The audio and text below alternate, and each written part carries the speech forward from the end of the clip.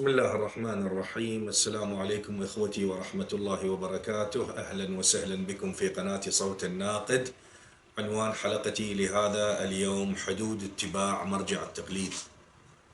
إخوتي الكرام، الكثير من الأخوة سألوني، ويعني على النحو الواقعي، يعني يسألوني وجها لوجه، واستلمت أكثر من 3 إيميلات خاصة تسألني عن هذا السؤال، وكلام أصبح متداول، فأشعر أنه آه، أصبحت وظيفتي أن أبين هذا المعنى، يعني ما هي الحدود الحقيقية لاتباع مرجع التقليد. أخوتي الكرام، حتى أكون مختصرا، تكون هذه المرحلة مرحلة اتباع مرجع التقليد.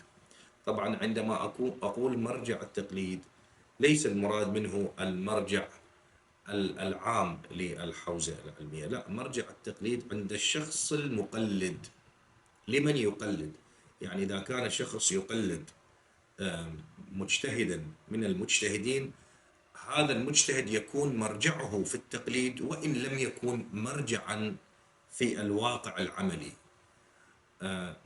هذا ما يسمى مرجع التقليد، وليس المقصود به المرجع العام المتعارف في الحوزات العلمية. أخوتي الكرام، الأمر يعني احنا لا نخلو من 3 أمور، من 3 مراحل أو طرق.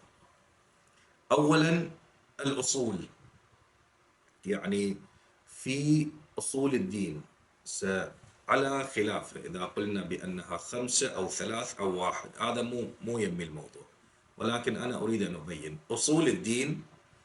الذي بعضهم قال أنه 3، والبعض الآخر قال 5، والبعض أكو رأي غير مشهور أنه 1. يعني أصول الدين واحدة. بغض النظر، أنا لا أريد أن أناقش هذا الموضوع الآن، ولكن أقول في الأصول أخوتي يحرم. شوف كلامي هذا لازم أنت تتأكد من عنده، يعني أو تركز فيه. يحرم، مو يجوز، لا يجوز، إشكال من هالكلام، لا. يحرم على المكلف أن يقلد مرجع الدين أو أي شخص آخر في أصول الدين. يعني أنا أعطيك سقف حتى لا أكرر ويصير عندك خلط. بغض النظر ما هي أصول الدين، يعني سواء قلنا 5 يعني التوحيد ونبوة وإمامة وعدل ومعاد، أو 3 أو 1، هذا مو يمي. لكن أصول الدين، بما هي أصول الدين، يحرم على المكلف أن يرجع إلى مجتهد في هذه المسألة. لا يجوز لك الرجوع، لا من قريب ولا من بعيد ولا بأي حال من الأحوال. ماكو واحد يقول أنا أقلد المرجع الفلاني في عبادتي لله عز وجل. شنو السبب؟ السبب في ذلك لأنها من المسائل الاعتقادية التي على المكلف أن يعتقد بها اعتقاد كلي مطلق أبد. اعتقاد كلي مطلق، هذا يكون صادر من صميم قلبك وشعورك ووجدانك واعتقادك بأنك تعتقد بهذه الأصول اعتقادا كلي مطلق، بدليل لو انحرف المجتهد الذي ترجع إليه أو المرجع الذي ترجع إليه، لا يجب عليك الرجوع، لا يجب عليك اتباعه في انحرافه. فهذه من المسائل التي ينبغي على المكلف أن يعتقد بها اعتقادا كليا مطلق من صميمه ووجدانه وشعوره وقلبه. فهذا يحرم، شوف، يحرم عليك الرجوع إلى أي إنسان بما فيهم المرجع الذي تقلده في هذه المسائل. هاي الأصول، هاي المرحلة الأولى التي هي الأصول. المرحلة الثانية التي هي العقائد. إخوتي، فرق، أكو أصول وأكو عقائد. العقائد شنو؟ العقائد مثلا السجود على التربة الحسينية، زواج المتعة، زيارة القبور، الشفاعة، القسم، الحلف بغير الله، يعني هاي الأمور العقائدية. هل على المكلف أن يرجع بها إلى المجتهد؟ أبدا. أخوتي الكرام، أكو قضية أنا أريد أن أبينها. قد يعتقد الكثير من الناس، وهذا خطأ شائع جدا، أن المجتهد هو يعني يجب أن يكون ضليعا وعالما. وهذه حقيقة، الله يشهد أخوتي، لم يكن مقصودي الانتقاص، وأنا أحترم جميع العلماء، وإن انتقدت فإن شاء الله يكون نقدي بناء، ونقدي يعني النقد وارد الأخلاقي، يعني ليس من يعني منهجية التسقيط والعياذ بالله، لأننا كلنا خطاؤون، وكلنا ولا لا يوجد فينا معصوم بما فيهم الفقهاء. ولكن لا بأس يعني بيان الرأي لا يعني أنه منقصة للمقابل، بالعكس يعني مجرد هو رأي. أخوتي الكرام، كثير من الناس، وهذا خطأ شائع، يعتقد أن المجتهد ضليع بالعقائد والأصول وهذا خطأ. أخوتي هناك بعض الناس يستطيعون إثبات الشفاعة أفضل من المجتهد، ترى يعني مو عبالك، يعني إذا تضع مجتهد في حوار أو في إثبات دليل معين، يعني قد ممكن أن يكون، يعني لا أقول يجب أن يكون ضعيفا، ممكن له أن يكون ضعيف، لأن هذا الموضوع مو يمه. المجتهد يكون مجتهدا ويسمى مجتهدا وضليعا في أمرين: الفقه والأصول. طبعا الفقه يحتوي الأحاديث، والأصول تحتوي المباني وعلم الرجال. فبهذين الأمرين، يعني لو درس علم التاريخ من الجلد إلى الجلد وكان أعلم الناس، شوفوا انتبهوا، ولو درس الجغرافيا وكان أعلم الناس، ولو درس المنطق وكان أعلم الناس، ولو درس العقائد وكان أعلم الناس الذي لا يضاهى، وتاريخ الأئمة ولا يضاهى، وسيرة المعصومين ولا يضاهى، وسيرة الأنبياء ولا يضاهى، كل هذا هل يصدق عليه مجتهد؟ أبدا. شوف، أنا من أقول لك ولا يضاهى، معناه هو أعلى سقف بالعلم في هذه المواضيع الحساسة: عصمة الأئمة، الأنبياء، التاريخ، المنطق، يعني الخلافيات، العقائد، السقف العالي الذي لا يصل إليه أحد. هل يكون مجتهدا؟ أبدا، ولا يصدق عليه مجتهد. في لغة الفقهاء وفي عرف الفقهاء، هذا الشخص ما مجتهد ولا يصدق عليه مجتهد. إذن شلون يكون مجتهد العد؟ إلا أن يكون ضليعا في الفقه والأصول، خلاص. إذا لم يكن قادرا على لأن لفظة المجتهد لفظة ضيقة، المجتمع بابتعاده عن العلوم ولعله بجهله أعطى لهذه اللفظة نطاق جدا واسع، حتى الاجتهاد نفسه ما يتحمله. الاجتهاد أخوتي نفسه لا يتحمل هذه اللفظة، لا يتحمل المعنى الذي أعطي إليه من قبل الشارع. ليه؟ الشارع مو المقدس، شارع الناس يعني أقصد. ليش؟ لأن هو لفظة مجتهد. البعض، وهذه حقيقة نقل لي عن واحد من أقاربي قبل 10 أيام أو أكثر، واحدة من أرحامي نقلت لي أنه واحد من أقاربي ومن أبناء عمومتي كان يعتقد أن مرجع التقليد هو إمام الزمان. والله أخوتي، هذه العبارة واحدة من يعني أخواتي نقلت لي أنه قال لها أن مرجع التقليد يعتبر هو إمام الزمان. وهذا أصلا حملوا الاجتهاد تحميلا لا حدود له، يعني دمروا الاجتهاد بهذا المعنى. إذن يا شيخ، ماذا قصدك؟ الاجتهاد أخوتي الفقه والأصول، هذا هو. فالفقيه يبذل قصارى جهده ووقته وعلمه وإلى آخره منحصرا في الاجتهاد والتقليد، لأن غايته يريد أن يستنبط حكما شرعيا لأنه أراد طريق الاجتهاد. أريد منكم أن تركزوا وتحفظوا وتدرسوا كل كلمة أقولها أخوتي الكرام. الفقيه يركز أغلب وقته، هذا بعد شيء إذا هو هدف الاجتهاد شيء هم الشفاعة. لذلك تشوف كثير من الفقهاء، ما أقول أغلبهم، كثير منهم عندما تختلط به عقائديا تراه مستوى علمه في العقائد لا ينسجم مع مستوى علمه في الفقه والأصول. ليش؟ لأن في الاجتهاد ما مطلوب من عنده عقائد، مطلوب من عنده فقه. هذا لا يعني أن هناك الكثير من عندهم يعني تراهم عمالقة، والمجتمع والباحثون والمتخصصون استفاد منهم كثيرا في العقائد، قمة كانوا، وبنفس الوقت كانوا مجتهدين. أنا لا أنفي ذلك، لا يتوهم البعض أن أنفي، ولكن أقول البعض منهم تراه ضعيف جدا قد يكون مع كونه مجتهد. فطرحي هذا لا يعني أن هناك لم يكن، وبالذات القدماء أخوتي.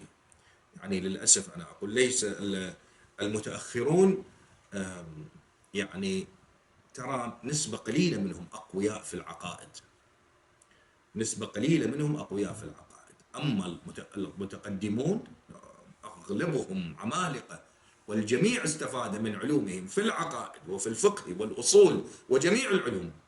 المتأخرون يعني أصبحت. لذلك كنت أنا، حتى هي اللطيفة، أنا أحب أن أذكر هذا، كنت دائما أقول لأصدقائي المقربين، يعني حتى في عناوين المؤلفات كنت أكتب: أحب طريقة المتأخرين من الفقهاء، المتقدمين من الفقهاء وليس المتأخرين. أحب ذلك المنهج، بأني أكتب المصدر مع المتن سوية، أختار العناوين القديمة. وكنت حقيقة الله يشهد كنت أتمنى أن أولد في ذلك الوقت، في ذلك الزمن، وليس في هذا العصر الحديث. يعني ذلك الوقت يعني هذا بعد شعوري، وكنت أتمنى أن أعيش في ذلك الوقت الذي يعني كان مملوء بالبركة والعلم والروحانية والخلق العالي. يعني كانت تشوف أغلب الفقهاء مؤلفاتهم عقائد، فقه، أصول، وبالعقائد عمالقة، وما يوجد كمبيوتر، تلقي ينقل لك عشرات المصادر، وهذا معنى أنه اطلع على تلكم المصادر. فشاهد كلامي إخوتي، إذا كان المجتهد، لنثير هذا، إذا المجتهد يحصل، لا يصدق عليه مجتهد إلا أن يكون ضليعا، مو ضليع، وإنما قادرا على استنباط الحكم الشرعي في الفقه والأصول، يصدق عليه مجتهد. أما البقية لا يعني حتى لو كان ضليعا لا يكون. ولذلك المتأخرون، لترى أن المتأخرين في هذا الوقت يعني لا يعرف عنهم في العقائد. شوف أنت، سوي استدراج، لا أشخص، سوي استطلاع، شوف أي من المجتهدين المتأخرين في زماننا هذا، أو لحد 20 أو 30 عاما أو 30 عاما، أنه بمستوى فقهي عند عقائد مثلا أو ملم، قليل جدا. فشاهد كلامي من ذلك. وهذا مو منقصة، لأن الفقيه يقول لك أنا هذا منهجي، أنا أريد أكون مجتهد. فأكون فقط أبين نقطة، لا تربطوا كلامي، يعني ليس بمعنى أنه يجب إذا أراد الاجتهاد أن يكون ضعيفا، وإنما ممكن أن يكون ضعيفا، والواقع العملي يثبت ذلك. إذا كان إنسان يقلد مجتهدا مثلا لا يرى الهجوم على دار فاطمة من قبل أعدائها لعنهم الله فردا فردا، أو كان يقلد مجتهدا لا يجوز لعن قاتلي فاطمة الزهراء، أو لا يرى أن الزهراء قد ظلمت أو كسر ضلعها أو هجم على دارها، مجتهد. زيد من الناس يقلد مجتهد ما يرى كسر ضلع الزهراء مثلا والهجوم على دارها مثلا، شو يسوي؟ أو عنده انحرافات. هل واجب على هذا المكلف أن يرجع للمجتهد بهذا؟ أبدا، مو يم الموضوع، لم أصلا الموضوع مو عندك. أن لأن هسه أنا في المرحلة الثالثة أبين ما هو الاجتهاد. هذا الموضوع مو يمك. أو إنسان مثلا لديه انحراف في مسألة الإمامة، أو فقيه لديه مثلا انحراف في أمر معين، هل يجوز على المكلف الرجوع له؟ أبدا، مو يجوز، لا يجوز. أصلا لا يجب، أصلا ماكو مورد للطرح، أصلا غرباء فيما بينهم حتى وإن كان يقلده، غرباء فيما بينهم. فاليوم عندما كنت في سوريا أتحدث والله مع إخوتي الكرام، مع وكيل كبير يعني لأحد المراجع، وتحدثت معه، والله عز وجل شاهد، والسيدة زينب صلوات الله وسلامه عليها، كنا قريب الضريح، يعني خارج الحرم ولكن قريب الضريح. تحدثنا عن قضية ضلع الزهراء عليه السلام. أنا أتحدث ويا أريد أناقش المبنى، شو هذا قال لي والله الفقيه الفلاني يعني ما يرى ذلك. يعني أنا استغربت حقيقة، يعني أنه أنت شو لك علاقة بالفقيه؟ أنا وياك جاي أتحدث بمبنى. يعني تلقي البعض أسارة جدا عند الفقيه، أسارة. تعرف شنو أسارة؟ في فكره، لأنه إذا أخوتي أنا أبين، وهذه ليست، هذا إذا طلع من هذا العالم ما له قيمة. هذا ما له قيمة، لا علمية لا فقهية لا وضع، ما له يعني فد أثر بالمجتمع. فإذا تخلى عن الكرسي أو عن العنوان الذي يحمله باسم فقيه فلاني، بعد تنتهي حياته. لذلك يسعون إلى، يعني لا أريد أن أفرع في هذا، فقصدي أنه ماكو مربط أو مدخلية بين رأي الفقيه في العقائد في مسألة وبين من ترجع إليه. هذا الأمر الثاني. الأمر الأول قلنا الأصول حرام. الأمر الثاني أصلا ماكو مورد غرباء أن ترجع إلى الفقيه في العقائد. طبعا أكو نقطة، إذا كان الفقيه صحيح العقيدة ورأيه سديد، لا بأس أن ترجع إليه وتستفاد منه. انتبه، ليس على إطلاقه كلامي، وتستفاد منه. ولكن إن كان المكلف يرى مسألة والفقيه يرى مسألة أخرى في العقائد، هل يجوز على هذا المكلف أن يتبع؟ أبدا لا يجوز. أصلا غرباء، أصلا لا مورد للنقاش في ذلك. بعد هل يجوز، انتبهوا، شوف أكثر بعد أنا أذهب للمكلف الذي يقلد مرجعا فلانيا أن يكون أعلم من المرجع الذي يقلده في العقائد أو في الأصول، أقصد أصول الدين، أو في التاريخ، أو في سير الأئمة عليهم السلام، أو في العصمة. مليون مرة يجوز، مو مرة واحدة. يجوز ويجوز ويجوز ويجوز إلى أن تقوم الساعة. مو يجوز، بل هناك وقائع حقيقية تلقي بعض الناس أعلم من المجتهد الذي يرجعون إليه مليون مرة، ولكن ليس في الفقه والأصول. لأن المجتهد يقول لك أنا ما لي علاقة، أنا شغلتي فقه وأصول حتى أكون مجتهد. لو حفظت كتب الدنيا في لغة الفقهاء لا أعتبر مجتهدا. هذا بعد منهجيتهم هكذا. فيجوز، نعم ممكن يجوز أن يكون أعلم من المجتهد بمليون مرة. ليش؟ أنا مو قصدي التنقيص، ولكن قصدي أريد أن أفرزن الحالة الاجتهادية والمفهوم الحقيقي للمكلف مع المجتهد الذي يرجع إليه. وبنفس الوقت ممكن المجتهد أن يكون أعلم الموجودين في الفقه والعقائد والأصول والفروع وكل شيء، ممكن. لكن في الباب الآخر ممكن أن يكون المكلف أعلم من المجتهد مليون مرة، مو مرة واحدة، مليون مرة يكون أعلم من المجتهد في غير الفقه والأصول. هذا الأمر الثاني. الأمر الثالث وهو المهم، هو ترجع إلى الفقيه في الفقه والأصول. هذا يجب، هذا لا يجوز للمكلف أن يرجع أن يمارس عباداته ما لم يكن راجعا إلى الفقيه بالفقه. إذ لم يرجع يكون عمله باطلا. ليش يكون باطل؟ إلا أن يكون عمله مطابقا للواقع العملي، وهذا صعب جدا أن يكون عمله مطابق للواقع العملي بدون أن يرجع إلى الفقيه. وإما أن يكون محتاطا، وهذا يحتاج مرتبة عالية من العلم والفقه. وإما أن يكون مجتهدا، وهذا أيضا مستحيل، صعب عليه، مو مستحيل، صعب عليه. وإما أن يكون مقلدا، وهو حتى يكون عملك صادر عن علم، مو تجي بكيفك تصلي في حذائك. لو واحد يمسح على أجلكم الله حذاء وخربطة مو طبيعية، لا أبدا، عملك باطل ولا يجوز ما لم تكن مقلدا لمرجع. يعني شنو المقلد؟ ماضيا على سيرته التي تراها. لذلك يشترطون العدالة. ليش يشترطون العدالة؟ حتى تكون طمأنينة عندك في مصداقية هذا الرجل الذي ترجع إليه في عباداتك وفي معاملاتك. فيجب أن تكون مقلدا في ذلك، وبدونه عملك باطل وتسأل عنه يوم القيامة. أخوتي، هذه هي حدود اتباع مرجع التقليد. ممكن أن ترجع له بالنصح؟ نعم ممكن. ممكن أن ترجع له في توضيح بعض الأمور؟ نعم ممكن.